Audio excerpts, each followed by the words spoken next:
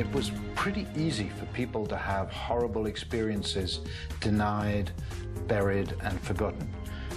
Those in power got away with enormous amount. Peter Gabriel is the co-founder of the human rights organization Witness, which helps equip and train people to use video to document abuses. The renowned musician reflects on a life event that influences his work now. I was bullied by a group of kids, and they took all my clothes off and mucked around, and these were people that I thought were my friends. Gabriel is also half the brains behind the creation of Elders, a group of global leaders that works for human rights. It's a sort of naive dream, you know, like you could get a bunch of superheroes to come and sort out some of the problems. His first claim to fame was, of course, Genesis, and then as a groundbreaking solo artist. He's also the founder of WOMAD, the World of Music, Arts, and Dance Festival. You know, if people weren't singing in English or weren't from mainstream pop culture, they weren't getting seen or heard. And Gabriel, who wrote Shock the Monkey, is now even working with apes. We got a bonobo ape, you know, on the keyboard, 2 bonobo apes, and I will be playing in the next door room. I spoke to Peter Gabriel in New York. I was watching you deliver a TED Talk, but you talked about an incident when you were a child, and you really enjoyed trees and bushes and foliage, but then you were taken there against your will. Yeah, no, I was bullied by a group of kids. I don't know, I can't remember how old I was. It was probably 7, 8, something like this. And they took all my clothes off and mucked around. And these were people that I thought were my friends. So it was shocking on a number of ways. You know, it wasn't too bad at school. There was a school I went to later which was worse, but it was still a traumatic event for me. And when I try and sit with people who have been tortured or watch their loved ones blown up, you know, I don't have anything in my experience really to compare to that. But I've got just you know, a little hint of something when the world isn't what you expected and it's not going for you. And it was a combination of the world not what you expect it to be, and some shame and some sense that people won't maybe believe it. Yeah, I guess, and I think that was one of the things that astounded me with human rights world when I first encountered it, is that it was pretty easy for people to have horrible experiences denied, buried, and forgotten. Those in power got away with enormous amount. And it seemed that there was a fantastic opportunity with new technology coming, particularly cameras, of getting evidence that would make sure that some justice was achieved. Your mission was to say, if we could use this new emerging technology, the idea that you could get cameras into people's hands, and this was in the 90s, yeah. Video cameras, and teach people how to safely document things that were happening, injustice that was being committed, that all of a sudden you take away that idea of denial, that it didn't happen. Yeah, and it's very potent. You know, we can see a ton of really powerful stuff in text, but when we see a video, it becomes emotionally undeniable. And even though we know now you can fake it in films, there's still, I think we're pretty good judges of authenticity. So you went from this traumatic experience as a child. For many years, not that you were disinterested in human rights, but you describe it as something that was over there outside. The way most people actually look at human rights. Terrible that it's happening to those people, but nothing to do with me. That's right, foreign, over there, out there. And then, you know, I got invited to a couple of things. I wrote this Biko song, and that sort of my political education happened slowly. This is about Steve Biko in South Africa. Yeah, who was a great young leader in the Black Consciousness Movement, not the ANC, but you know, he would have been a great future statesman. And I'm not sure they actually intended to kill him, but they tortured him so thoroughly that he died, and then they didn't treat him. I left him in his horrible van ride. And so anyway, what was shocking about it was that it had got some coverage, not huge, but it got enough to be noticed around the world when he was arrested. And most of us then assumed he's going to be protected by the media coverage. So when he was actually killed, it was shocking. I wrote the song, and it was a bit like a calling card. Then I got invited on this, that, and the other. And particularly the Amnesty tours, which in '86 and '88, the '88 one went around the world. We suddenly started meeting people who were in the front line of these extraordinary experiences. But you had now crossed the threshold into the world of human rights activism and social justice, and at that point you were in. You couldn't walk away. In fact, you talk about Bono hustling you into this as well. Yeah, well, the first one was '86, and Bono was the master hustler for that on behalf of Amnesty, and I sort of took over his role on the '88. But I think, you know, I think he'd been influenced by the Biko song too, and they were life changes, I think, for all the musicians that took part in the '88 tour. You know, we had Springsteen, Usa and Dawes, Sting, Tracy Chapman, and I think for all of us, it was unlike any other experiences we'd had. What's your sense of artists and musicians getting involved in causes like this? To feel good that you can change something, or do you think it really influences change? I don't think, you know, the popular conception is we just do it to puff ourselves up and assuage our guilt, but I don't think it is like that. I don't think any of us would waste the time to do it if we didn't think it was going to make a difference. With the Amnesty tour, for instance, the membership was doubled worldwide. Music, yes, for sure, it doesn't change the world, but it does influence the way people think and feel about things. So when you started with Witness, you started to distribute cameras to people, and the idea was to get it to whom? People who have been beaten up unjustly or imprisoned unjustly. People who were being evicted unfairly or without any reason. So it's just teaching. I mean, yeah, the naive version of that was just give the cameras to these people and get the evidence. Never as simple as that. You know, as you guys know, you've got to film it in the right way. You've got to make it edited in such a way that it delivers the content in a meaningful and powerful and short enough, concise enough form that it actually makes a difference, touches people. And then, as I was learning even yesterday because there's been a seismic shift. Our dream was to get cameras to the world. We couldn't do that. The phone companies did that way better than we would ever dream of. So it's not getting the cameras out there, but how do you actually film it in such a way that it can be used as evidence?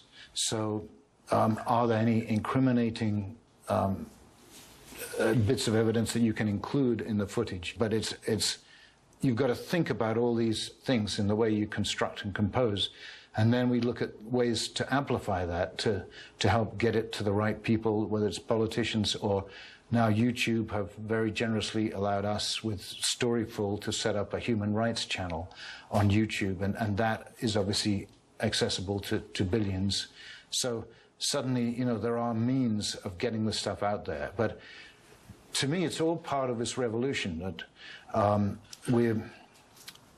when you're a kid, you know, you think your parents can sort out everything. And I think, you know, we for a long time have thought national governments can sort out the things. You know, they're the grown-ups, they can do the economy and the diplomacy and all that stuff. But actually, what we're seeing is things are coming up, whether it's ISIS or Ebola or climate change, that really can't be tackled by national governments, that have to be tackled on a global front. So you need to empower individuals, and you can't rely on governments being the only vehicle for change.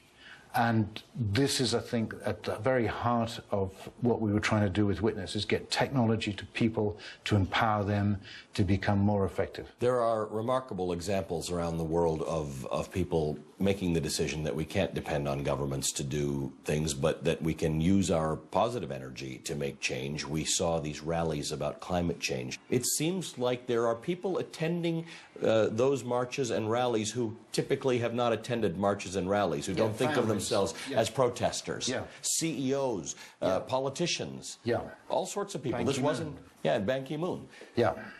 No, I think it's hugely significant. And, you know, like a lot of people, I think climate change had been something out there, over there, you know, desirable to get involved with. I think the deniers, their day is over.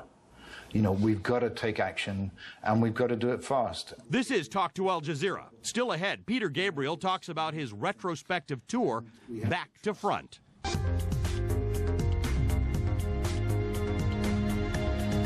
A conflict that started 100 years ago. Some say never ended.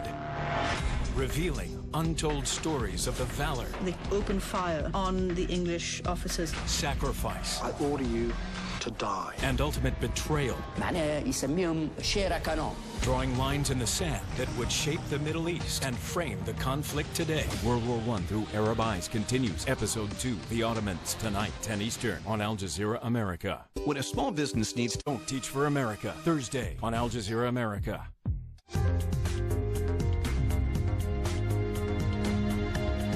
I'm Ali Velshi, and you're watching Talk to Al Jazeera. My guest this week is musician Peter Gabriel.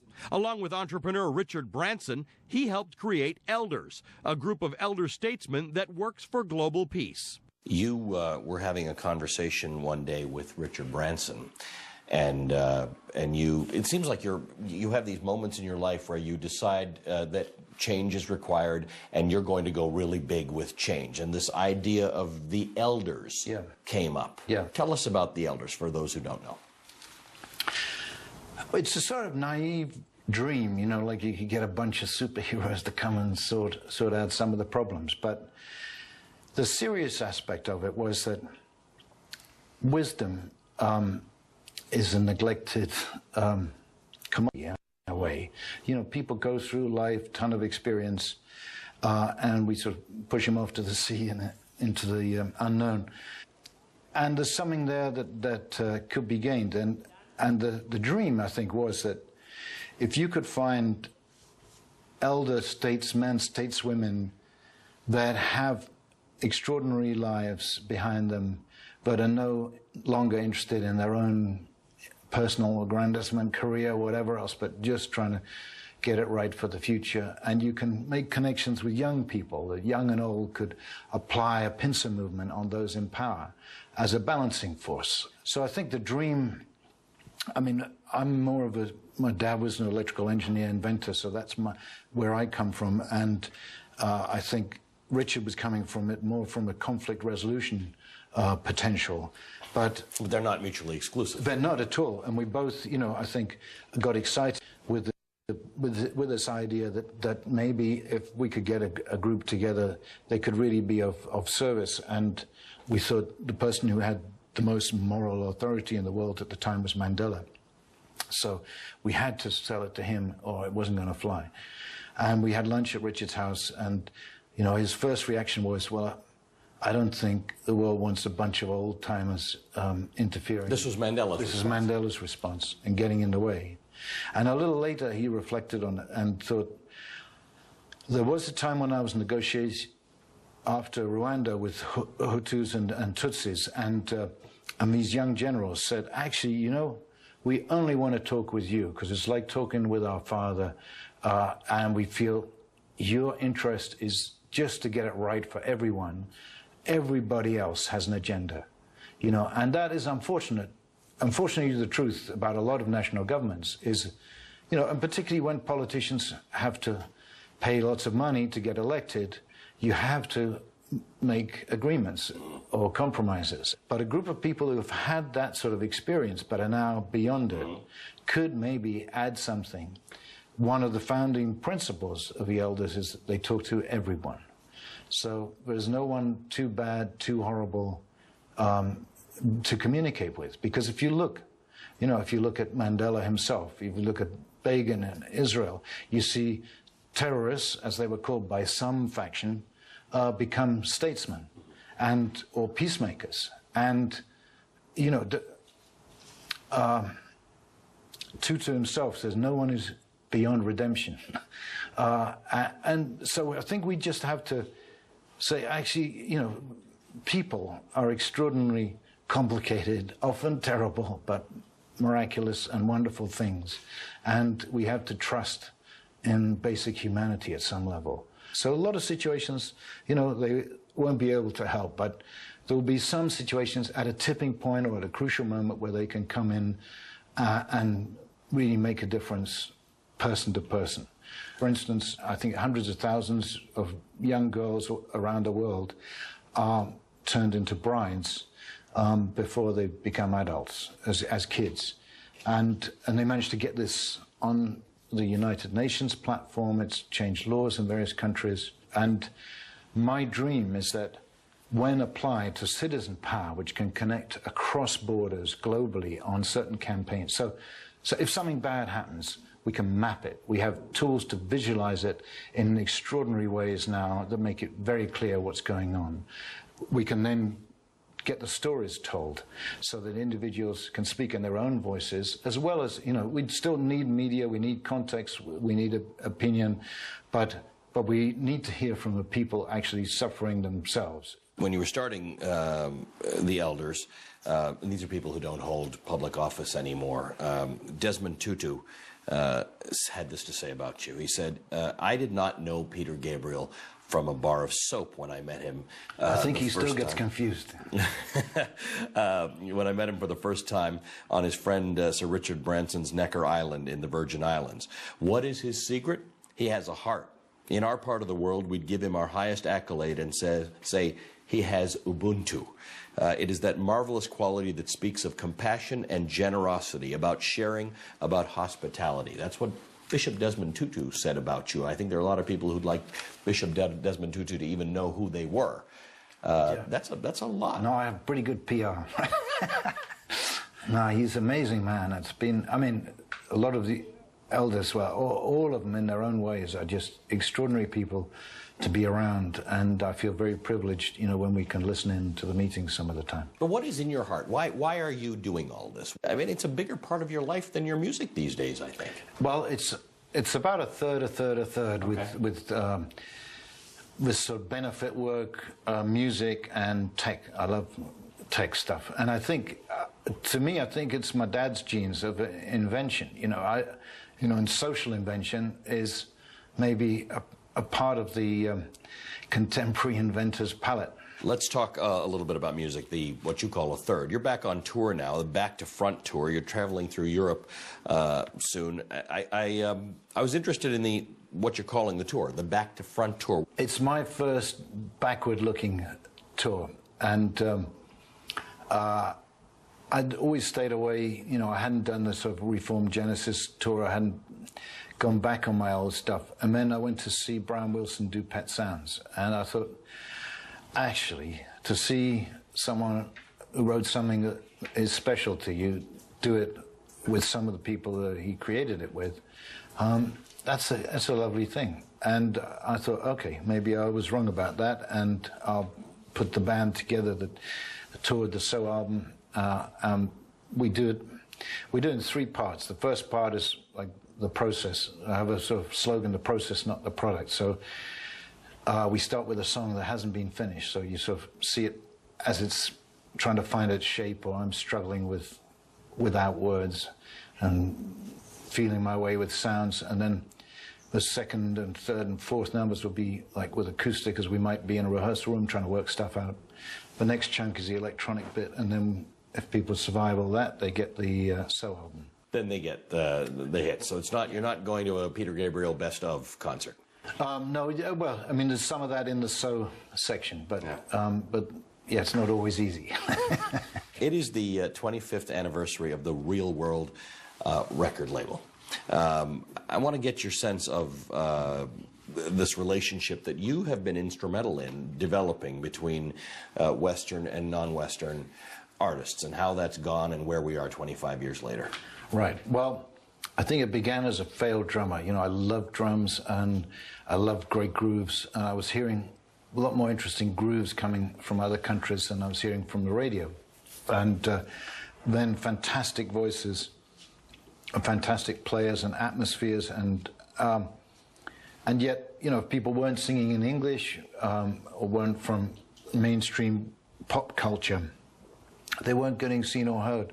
So I found a group of people that were enthusiastic like me, and we started putting an event together, which became the WOMAD Festival, which we've now taken around the world. And then Real World Records grew out of that, because we had all these wonderful musicians who sort of couldn't get arrested. Well, they could get arrested quite easily, but they couldn't get recorded very easily. But your point was that there were great performances out there. Great artists, great performances, yeah. And why But people just weren't listening to them because they couldn't get out of their own circle, because if you weren't listening to music in English that sounded like the current trend, yeah, it wasn't getting anywhere. We do that with food, right? So, you know, you like your Italian or your Indian food or your Lebanese food or whatever it is, and we're familiar. And maybe it takes us, you know, a couple of visits before our palate is open enough that we actually give it a proper go. And you might love it. And you might love it. And I always challenge anyone to come to one of our WOMAD festivals and not find one artist that you fall in love with. Yeah. You've been inducted into the Rock and Roll Hall of Fame twice, once for Genesis and once as a solo artist. The New Yorker wrote of you, and I think this is interesting. The New Yorker said the distance he has traveled during his 5-decade career is so great that it can be hard to reconcile the progressive rock frontman of the 70s with the multicultural, multimedia impresario and human rights activist who came later. You have any trouble reconciling this? No. I just think I'd say to anyone... I think they meant it as a compliment. Yeah, no, it's a wonderful thing, and I've had fantastic opportunities, and I've always been smarter to surround myself with people that are smarter than I am. Smart enough, sorry, I should say. And I always say to people, there are people that I know who are better and more able than I am in any one of the areas that I am involved in. But it has not deterred me and has not stopped me. And so it should never deter or stop you. And that's what I'd say to young people. Because, you know, it's very ambitious or arrogant to assume that you can get away with all this stuff. But I think if your heart's in the right place and you're following what you love, things fall into place. What would stop people is running out of money. Yeah. And when you started WOMAD, I understand you had to mortgage your house. Well, I was in a situation, where we had debts. Again, that was highly ambitious festivals, and we thought, this is such a brilliant idea, everyone will come, and very few people did. So it was more money than I had, and Genesis very generously said, okay, if you come back with us, we'll do a concert with you and we'll give all the money to pay off the debts and keep WOMAD alive. And they honored that, and WOMAD is still going, 30 years on. So I'm extremely grateful for that. But it was a scary moment, and, we're getting horrible phone calls at the home because they would look at the list of directors and see, this is a fat cat that we can squeeze. And, it was sort of death threats. It was quite unpleasant. Wow. So it was, but anyway, all's well that ends well. Peter Gabriel has just about done it all when it comes to the world of music. So now he's working with apes. Yes, apes. That's next on Talk to Al Jazeera.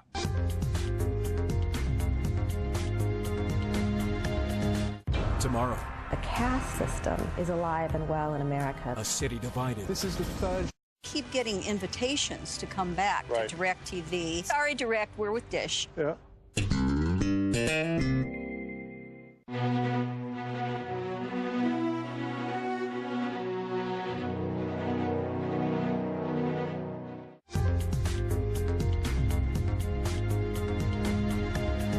You're watching Talk to Al Jazeera. I'm Ali Velshi, speaking to musician and human rights activist Peter Gabriel.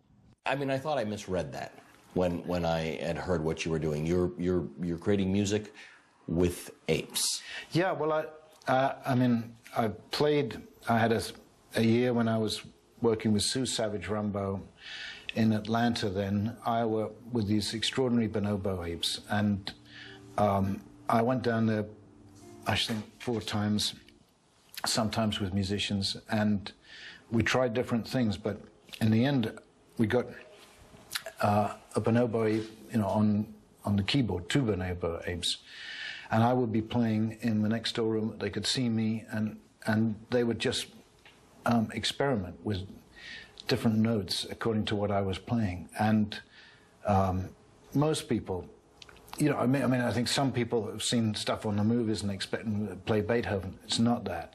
But what you do see is an extraordinary intelligence, questioning each note, finding harmonies, finding octaves, repeating certain notes. And there's, for any musician, they get blown away because there is something happening which you get in a jam where things begin to work. And it was 100% evidence for me of the intelligence of other beings. And I think we have maintained an extremely arrogant attitude towards the other beings that we share the planet with. I mean, we as humans? As humans, yeah. And, you know, let's see who it is that we share the planet with before we exterminate them all. What a brilliant thought to end this on. Peter Gabriel, thank you so much for your time. Thank you.